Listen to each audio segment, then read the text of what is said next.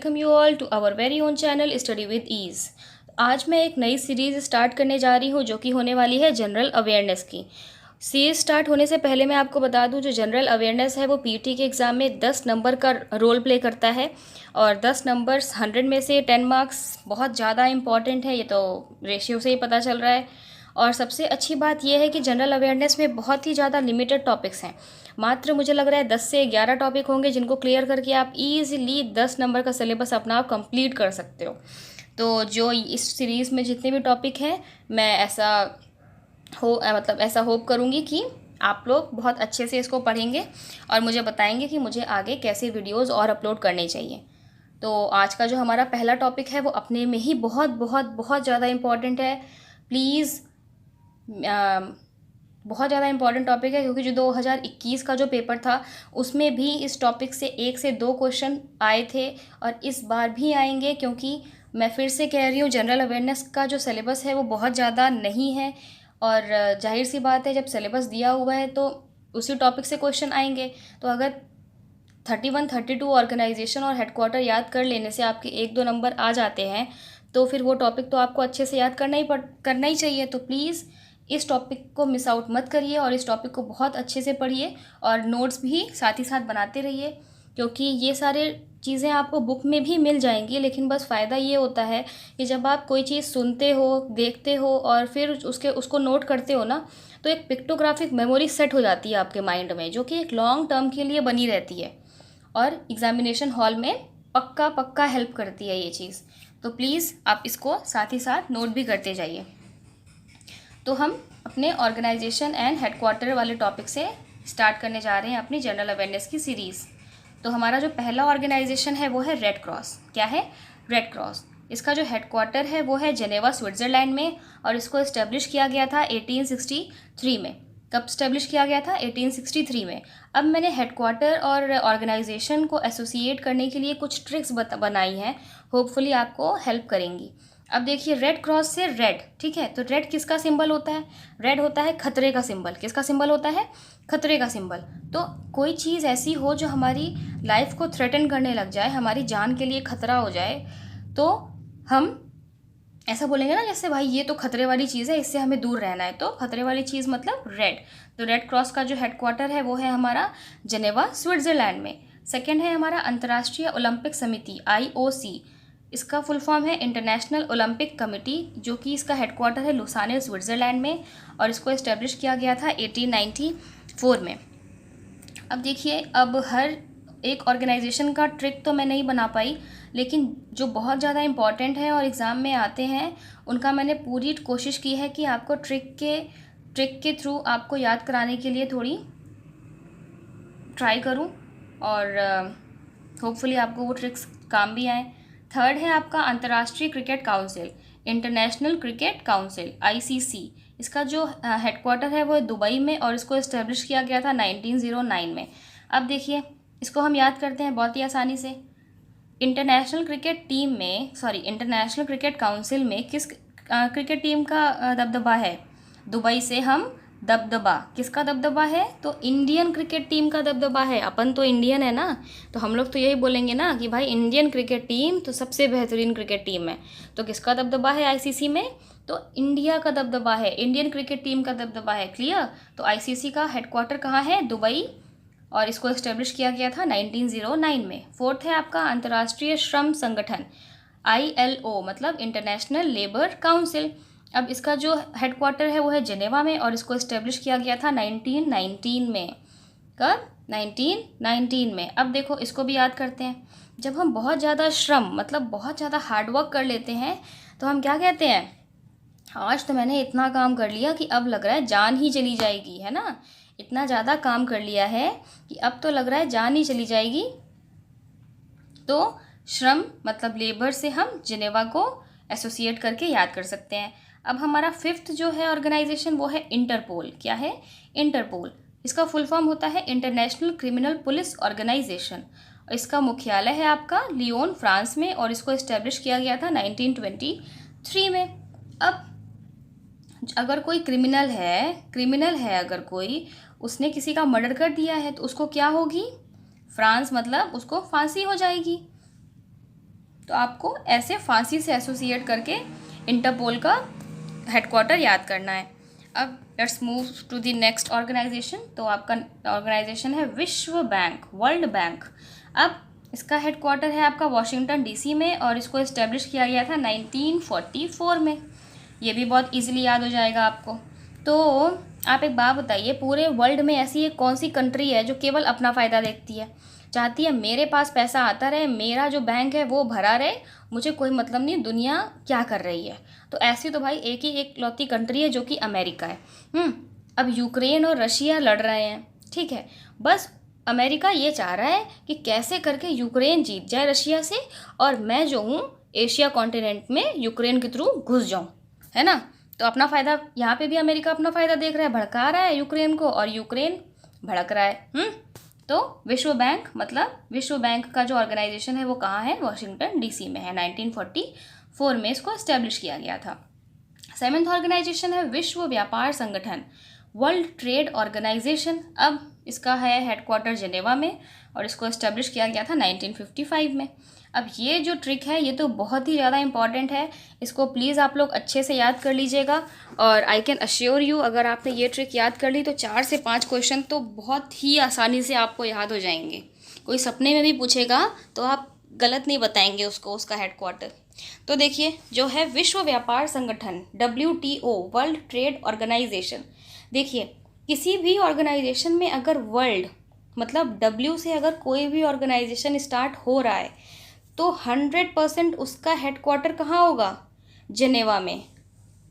I repeat, कोई भी organisation अगर W से स्टार्ट हो रहा है तो उसका ऑर्गेनाइजेशन का हेडक्वार्टर कहाँ होगा, जेनेवा में होगा, ठीक है। आगे आगे जैसे ही और ऑर्गेनाइजेशन आएंगे ये बात प्रूफ हो जाएगी।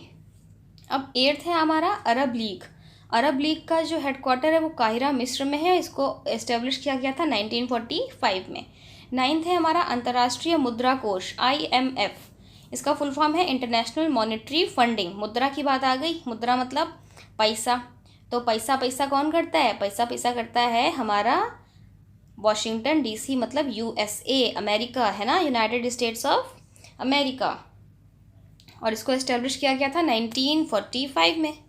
अब देखो 10th है, ये बहुत इंपॉर्टेंट है, UNO, ठीक। तो UNO को इस्टेब्लिश किया गया था, सॉरी मैं यहाँ लिखना भूल गई हूँ तो आप लोग यहाँ लिख लीजिएगा, 1945 में इस्टेब्लिश किया गया था इसको, किसको, UNO को, ठीक है। और इसका हेडक्वार्टर है न्यूयॉर्क USA में।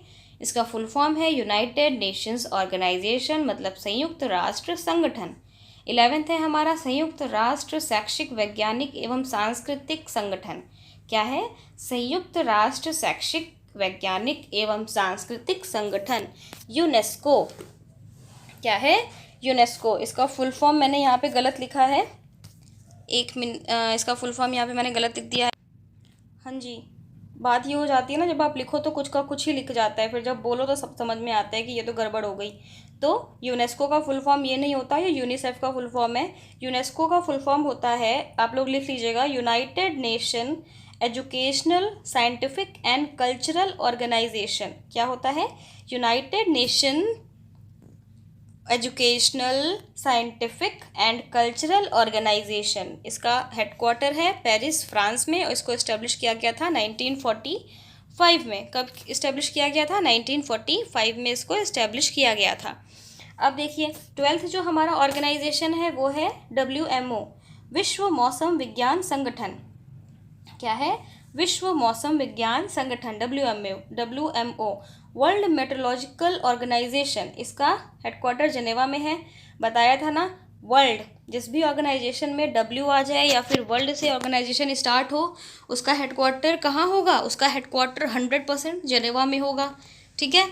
तो अब देखो WMO को इस्टेब्लिश कब किया गया था, तो 1950 में उसको इस्टेब्लिश किया गया था। 13th है हमारा नाटो, ये भी इंपॉर्टेंट है। नाटो का फुल फॉर्म होता है नॉर्थ अटलांटिक ट्रीटी ऑर्गेनाइजेशन। इसका हेडक्वार्टर है अपना ब्रुसेल्स, बेल्जियम में और इसको इस्टेब्लिश किया गया था 1949 में। 14th है हमारा खाद्य एवं कृषि संगठन FAO, food and agricultural organisation. इसका हेडक्वार्टर रोम में है और इस्टेब्लिश किया गया था 1944 1945 में। कब इस्टेब्लिश किया गया था? 1945 में। अब इसको कैसे याद करना है? तो देखो, जिस साल किसान की जो फसल है, किसान की जो खेती है वो बहुत अच्छी हो जाती है, तो वो क्या कहता है, इस साल खेती मेरी इतनी अच्छी हुई है, फसल इतनी अच्छी उगी है कि मेरा रोम रोम खिल उठा है, मेरा रोम रोम प्रसन्न हो गया है ना। तो खाद्य एवं कृषि संगठन का मुख्यालय कहाँ है? रोम में है। इसको इस्टेब्लिश किया गया था 1945 में। अब 15 है हमारा विश्व स्वास्थ्य संगठन। अब देखिए फिर से वो ट्रिक काम करने वाली है। वर्ल्ड हेल्थ ऑर्गेनाइजेशन डब्ल्यू से स्टार्ट हुआ, तो ऑटोमेटिकली आपको पता है कि जो इसका हेडक्वार्टर है वो जेनेवा में होगा। अब इसको इस्टेब्लिश किया गया 1948 में। अब देखिए 16, संयुक्त राष्ट्र बाल कोष यूनिसेफ, ठीक है, संयुक्त राष्ट्र बाल कोष, यूनिसेफ का फुल फॉर्म होता है united nations international children's emergency fund. इसका मुख्यालय है न्यूयॉर्क में। इसको इस्टेब्लिश किया गया था 1946 में। इसको आप कट कर लीजिएगा क्योंकि ये मैंने दोबारा लिख दिया है। ओके, नाउ 18, संयुक्त राष्ट्र शरणार्थी उच्चायोग, United Nations high commissioner for refugee. अब ये है जेनेवा में और इस्टेब्लिश कब हुआ था? 1950 में। देखिए, जो डब्ल्यू से स्टार्ट होते हैं उनका मुख्यालय तो जेनेवा में होता ही होता है, लेकिन 2 या 3 ऐसे भी ऑर्गेनाइजेशन है जो डब्ल्यू से स्टार्ट नहीं होते, लेकिन फिर भी उनका जो हेडक्वार्टर है वो जेनेवा में है। तो उनको याद करने की भी ट्रिक मैंने बनाई है। जैसे देखो, संयुक्त राष्ट्र शरणार्थी उच्चायोग है, तो शरणार्थी, ठीक है, जब हमारी लाइफ पे खतरा आता है, जब हमारी जान पे खतरा आता है, जान मतलब वो जाने मेरी जाने मन वाला नहीं, जान मतलब खुद की लाइफ पे जब हमारी खतरा आता है, तो हम किसकी शरण लेते हैं? हम भगवान जी की शरण लेते हैं कि हे कान्हा जी, हे शिव जी, मेरी लाइफ बचा लो, नहीं तो कहते हैं ना गई भैंस पानी में, है ना। तो अपन भगवान जी की शरण में चले जाते हैं जैसे ही हमारी जान पे कोई खतरा होता है। तो जेनेवा संयुक्त राष्ट्र शरणार्थी उच्चायोग का मुख्यालय कहाँ है जेनेवा में। इसको एस्टेब्लिश किया गया था 1950 में। अब देखिए 19th जो है अंतर्राष्ट्रीय परमाणु ऊर्जा एजेंसी, अंतर्राष्ट्रीय परमाणु ऊर्जा एजेंसी, फुल IAEA मतलब इंटरनेशनल एटॉमिक एनर्जी एजेंसी। इसका जो हेडक्वार्टर है वो है वियना में, ऑस्ट्रेलिया, और एस्टेब्लिश किया गया था 1957 में। अब देखिए 20th जो ऑर्गेनाइजेशन है वो है हमारा अफ्रीकी एकता संगठन, OAU, organisation of African unity. इसका हेडक्वार्टर इथियोपिया में है और इसको एस्टेब्लिश किया गया था 1963 में। 21, ये भी इम्पॉर्टेंट है, विश्व वन्यजीव संरक्षण कोष, WWF, world wide fund for nature. इसका जो हेडक्वार्टर है वो है ग्लांड, स्विट्ज़रलैंड में, और इसको एस्टेब्लिश किया गया था 1961 में। अब 22 जो है आर्थिक सहयोग और विकास संगठन, OECD मतलब organisation of economic cooperation and development. इसका हेडक्वार्टर है पेरिस में। इसको एस्टेब्लिश किया गया था 1961 में। अब 23 है हमारा पेट्रोलियम उत्पादक देशों का संगठन, OPEC। बहुत ही ज़्यादा इंपॉर्टेंट है ये। पेट्रोल तो भाई साहब हमारे देश में रोज़ का मुद्दा बन गया है ना। पेट्रोल के दाम आज बढ़ गए, पेट्रोल के दाम आज कम हो गए। मोस्टली तो बढ़ते ही हैं, कम तो बहुत कम ही होते हैं। तो इसका OPEC का फुल फॉर्म है organisation of the petroleum exporting countries, है ना। तो इसका जो हेडक्वार्टर है वो है वियना में और इसको एस्टेब्लिश किया गया था 1960 में। अब देखो इसको हम बहुत ही फनी तरीके से याद करेंगे। तो वियना से हम लेंगे बस ना, ठीक है ना। तो जब मोदी जी बोलेंगे कि मित्रों क्या आप खुश हैं कि पेट्रोल के दाम आए दिन बढ़ते ही जा रहे हैं, तो मित्र जो लोग हैं, हम लोग जो लोग क्या बोलेंगे? हम लोग खुश हैं, हम लोग बोलेंगे ना, मतलब ना हम लोग खुश नहीं हैं। तो पेट्रोलियम उत्पादक देशों का संगठन का मुख्यालय कहाँ है? वियना में है, ठीक है। 24 है आपका सार्क, ये भी इम्पॉर्टेंट है। सार्क का फुल फॉर्म होता है south Asian association for regional cooperation. इसका मुख्यालय है काठमांडू, नेपाल में। इसको एस्टेब्लिश किया गया था 1985 में।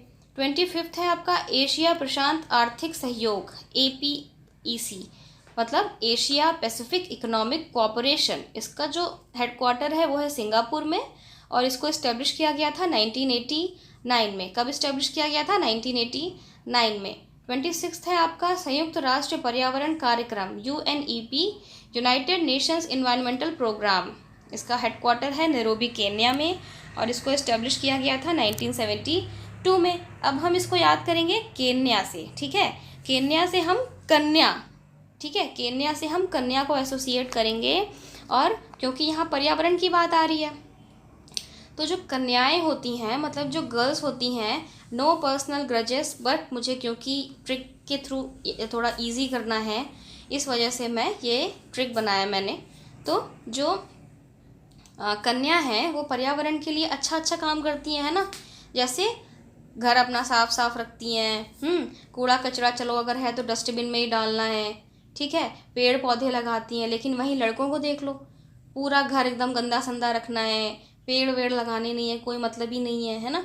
तो जो कन्या है, मतलब जो कन्या है वो पर्यावरण के लिए अच्छी हैं। तो जो यूनाइटेड नेशंस इन्वायरमेंटल प्रोग्राम है उसका मुख्यालय है नैरोबी केन्या में और इसको इस्टेब्लिश किया गया था 1972 में। अब आइए 27, WEF, world economic forum. World economic forum, अब देखिए W आ गया ना, वर्ल्ड, तो मुख्यालय कहाँ हो जाना है? मुख्यालय तो भाई जनेवा में है। हमें तो पता है कि जिस भी ऑर्गेनाइजेशन का नाम W से स्टार्ट होगा, वर्ल्ड से स्टार्ट होगा, उसका तो ऑर्गेनाइजेशन हेडक्वार्टर जिनेवा में ही है ना। तो इसको इस्टेब्लिश किया गया, कब किया था? WEF को इस्टेब्लिश किया गया था 1971 में। 28 है आपका दक्षिण पूर्वी एशियाई राष्ट्रों का संघ, एशियान, ठीक है, ये भी इंपॉर्टेंट है।